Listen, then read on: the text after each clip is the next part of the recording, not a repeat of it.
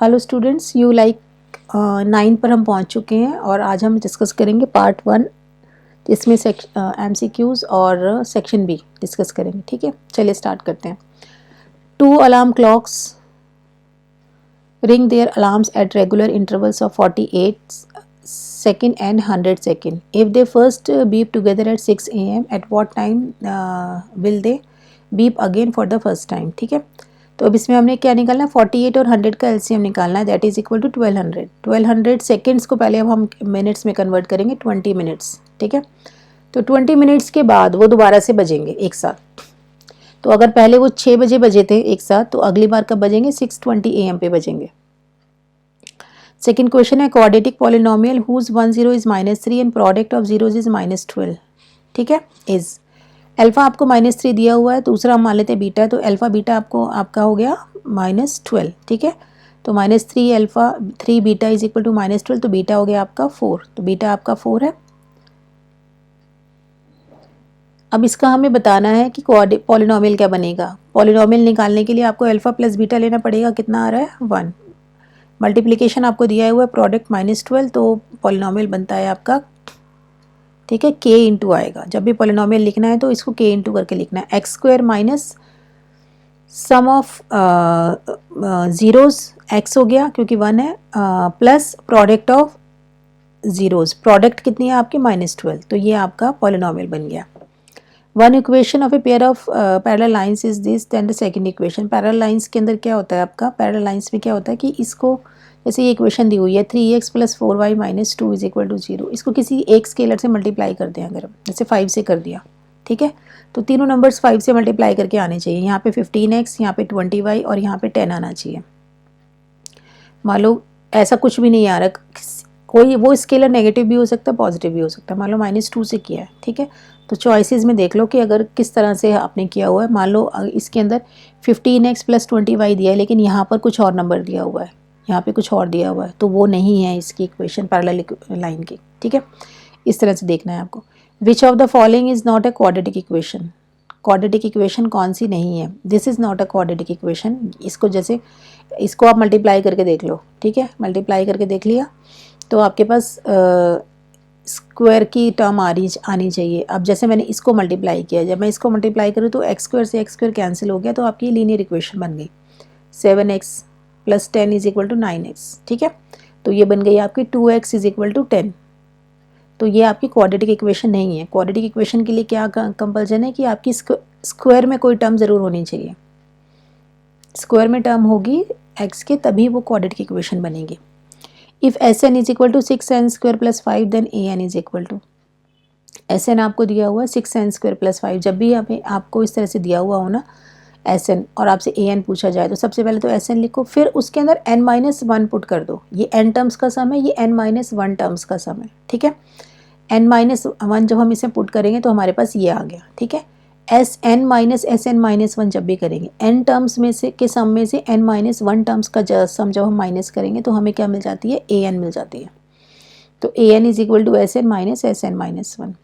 The points are the vertices of a, हमें बताना है कि तीनों पॉइंट्स जो हैं किस चीज़, कहाँ के वर्टिसेस हैं। तो मैंने क्या किया है, तीनों का ना आपस में डिस्टेंस फार्मूला अप्लाई करके डिस्टेंस निकाल लिया। अब इसके अंदर क्या आ रहा है, दो डिस्टेंस आ रहे हैं सेम, तो ये क्या है, आइसोसेलेस ट्राइंगल है। The coordinates of one end point of a diameter of a circle are -1 3 and the coordinates of the center of the circle 1 -5. Then the coordinates of the other end of the diameter of the circle is this. जो diameter का ये जो दूसरा point है ना, ये बताना है कि ये क्या होगा। ठीक है, अब ये जो सेंटर है ना, ये ए बी का क्या है, मिड पॉइंट है। ये जो सेंटर ओ है, this is the mid point of A B. तो ए और बी के अंदर हमें क्या अप्लाई करना है, मिड पॉइंट अप्लाई करना है। तो x - 1/2 इज इक्वल टू 1 होना चाहिए, y + 3/2 इज इक्वल टू -5 होना चाहिए। यहाँ से x की वैल्यू 3 आ गई, y की वैल्यू -13 आ गई, तो पॉइंट हमारा बी हो गया 3n - 13। In figure angle BAD is equal to angle EAC। ठीक है, and angle ABC is equal to angle AED। ये वाला इसके इक्वल है और ये इसके इक्वल है। ठीक है, then angle BAD is equal to, अच्छा ये दोनों एंगल्स इक्वल दिए हुए हैं, हमें बताना है कि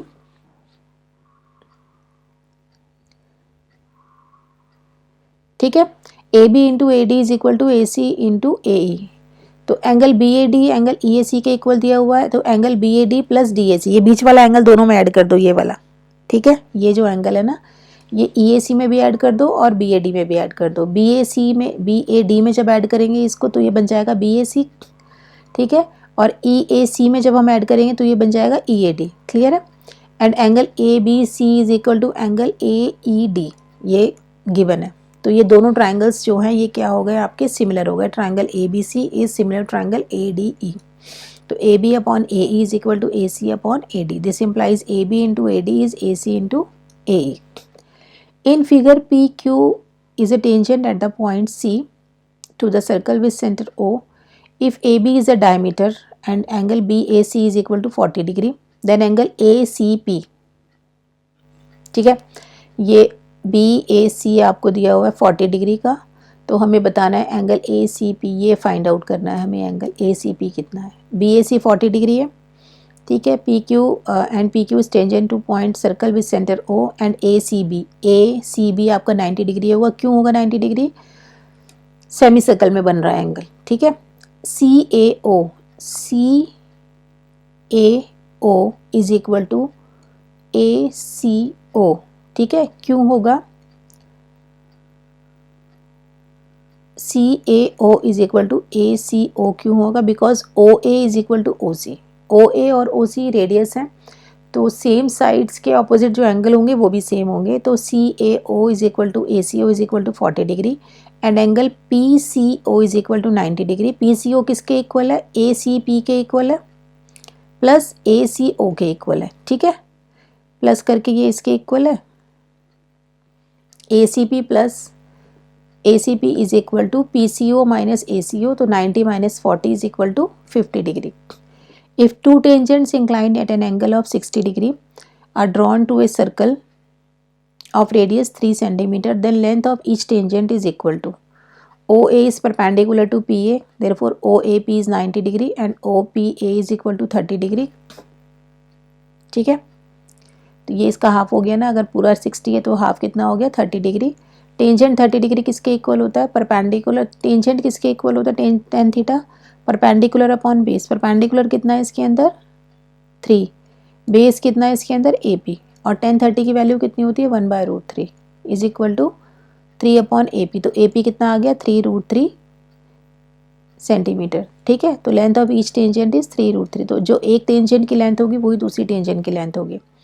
if 2 sin theta is equal to √3 then tan theta minus 1 upon tan theta plus 1। Sine theta कितना है आपका √3/2, ठीक है। साइन थीटा की वैल्यू √3/2 कहाँ होती है, साइन 60 पर, तो थीटा कितना हो गया आपका 60 डिग्री। बस ten theta minus 1 upon tan theta plus 1 में थीटा की वैल्यू 60 डिग्री पुट कर देंगे। टेन 60 डिग्री कितना होता है √3, तो √3 माइनस 1 अपॉन √3 प्लस 1, इसको रेशनलाइज कर लेंगे। √3 माइनस 1 से मल्टीप्लाई और डिवाइड किया, आंसर आएगा आपका 2 minus √3। In the given figure, AB is equal to 5 centimeter, AC plus BC is equal to 25 centimeter. Then sin A cos C plus cos C cos A is equals to AB आपका दिया हुआ है 5 centimeter, AB plus BC square is equal to AC square। Pythagoras लगा दी। 5 square, BC किसके equal है आपका, यहाँ से BC की वैल्यू निकाल लो 25 माइनस AC, इसको पूरा सिंप्लीफाई करेंगे तो AC आ गया आपका 13, ठीक है। ये 13 आ गया तो ऑटोमेटिकली ये आ गया आपका 12। अब हमसे पूछा क्या क्या है, साइन ए ये वाला, ठीक है। तो ये साइन ए है तो इसके ऑपोजिट क्या होगा आपका परपेंडिकुलर, तो साइन ए कितना हो गया 12/13। कॉस सी क्या होगा ये वाला, ये एंगल देखना है। तो अब कॉस सी के जो एडजेसेंट, ये सी के एडजेसेंट क्या हो गया बेस, तो बेस अपॉन हाइपोटेनियस 12/13, तो कॉस सी भी हो गया आपका 12/13। कॉस ए ये है आपका A, ठीक है। तो इसके एडजेसेंट 5/13 हो गया आपका कॉस A, ठीक है। यहाँ पर है आपका sine C, sine A cos C plus sine C, this is sine C cos A। Sine C की वैल्यू भी निकाल ली इसके अंदर 5/13, सारी वैल्यूज पुट कर दो इसमें, पुट करके आप सिंप्लीफाई कर लो, ये हो गया आपका 1 आ रहा है answer. The angle of elevation of the tower is 45 degree if the height of the tower is double the then length of the shadow is। Height of the tower is double the length of the shadow. Height of the tower कितनी है आपकी, A B is twice, ठीक है।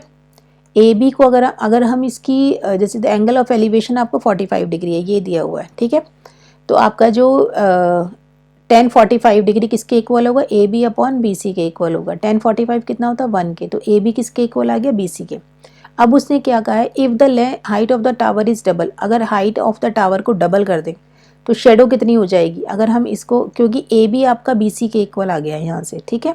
अगर मैंने इसको 2AB कर दिया, ठीक है, एंगल सेम रहेगा, एंगल सेम रहेगा, तो इसकी जो शेडो है, शेडो मतलब BC, वो भी कितनी होनी चाहिए, 2BC, क्यों, तभी बनाएगा। यहाँ पे एंगल तो सेम है ना, इसको डबल कर देंगे तो इसको भी डबल करना पड़ेगा, तभी सेम आएगा, ठीक है। तो ये आपका, अगर हमने इसकी हाइट को डबल किया तो शेडो भी क्या करनी पड़ेगी, हो जाएगी इसकी डबल हो जाएगी। Area of quadrant of circle where the circumference of circle is 88 centimetre is, ठीक है। 2 पाई आर आपको 88 दिया हुआ है, तो यहाँ से आर आपका आ गया 14 centimetre. Area of quadrant, quadrant क्या होता है आपका, 1/4 हो गया उसका, ठीक है। तो क्वाड्रेंट के अंदर वैसे भी एंगल कितना बनता है, 90 डिग्री। अगर पूरे में 360 डिग्री बनेगा तो क्वाड्रेंट में कितना बनेगा, 90 डिग्री। तो एरिया ऑफ क्वाड्रेंट क्या होगा, theta 90 degree upon 360 into pi R square. Simplify करेंगे तो 154 square centimetre. The ratio of circumference of 2 circles is 2:3। The ratio of their area is, circumferences की सर्कल 2:3 दी हुई है, तो 2 पाई R1 2 पाई R2 इज 2:3। तो R1 अपॉन R2 इज 2/3, तो पाई R1 square pi R2 square is R1 square upon R2 square, और ये कितना आ गया 4/9। तो उसके एरियाज़ की रेशो क्या होगी, 4:9 होगी।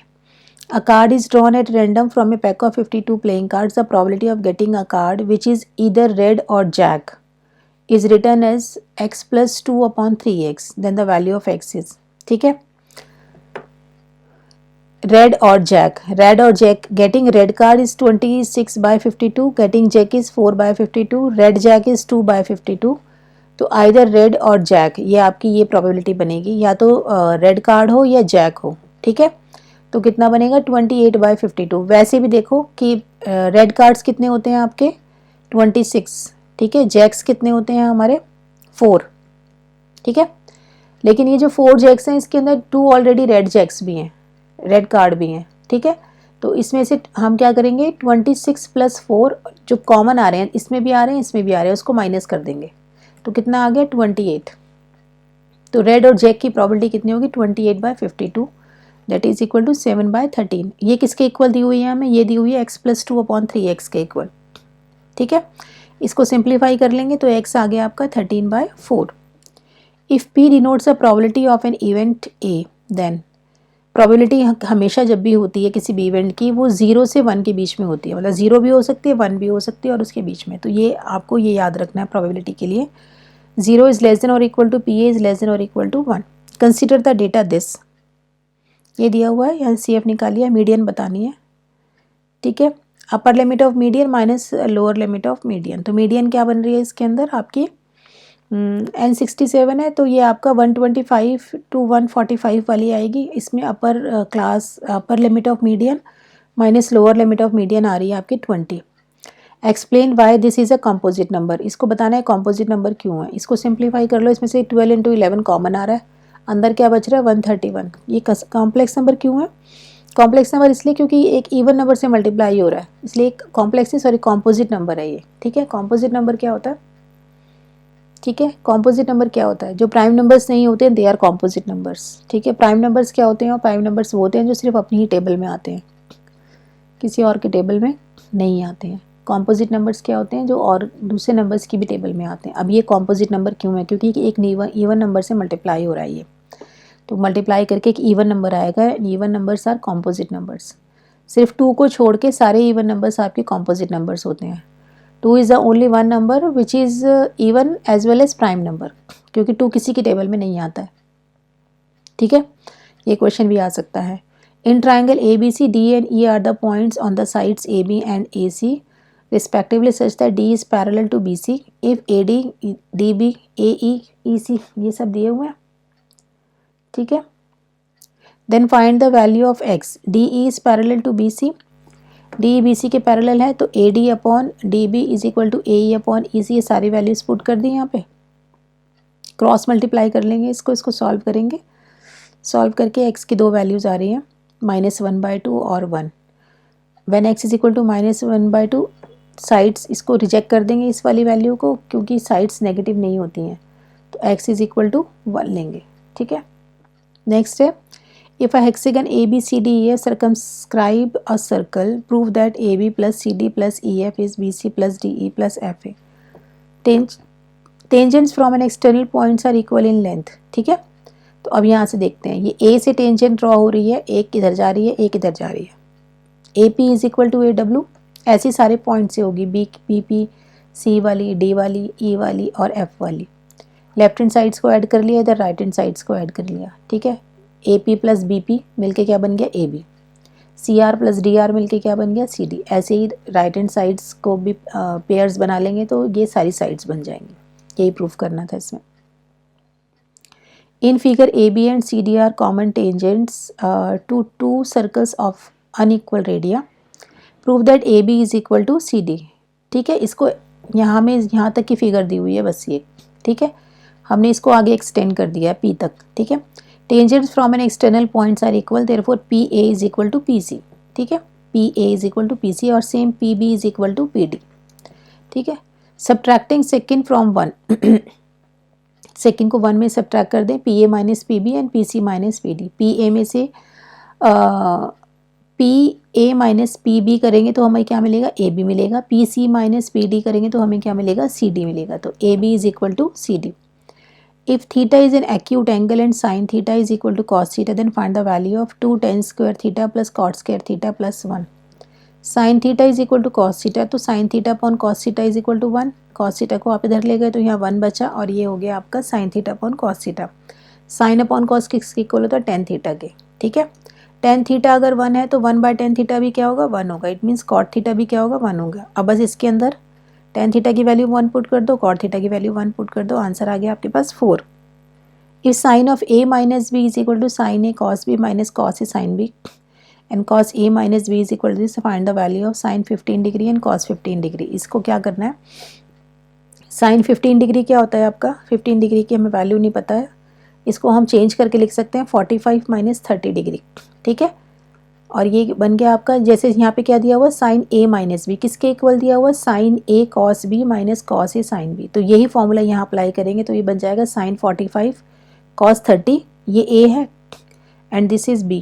ठीक है, तो जहाँ साइन A है वहाँ क्या आएगा, साइन 45, जहाँ cos B है वहाँ क्या आएगा, cos 30। ऐसे ही माइनस cos 45 साइन 30, इन सब की वैल्यू आपको पता है। साइन 45 1/√2 होता है, cos 30 √3/2 होता है, cos 45 1/√2 होता है और sin 30 1/2 होता है। इसको सिंप्लीफाई कर लेंगे, ये आ गया।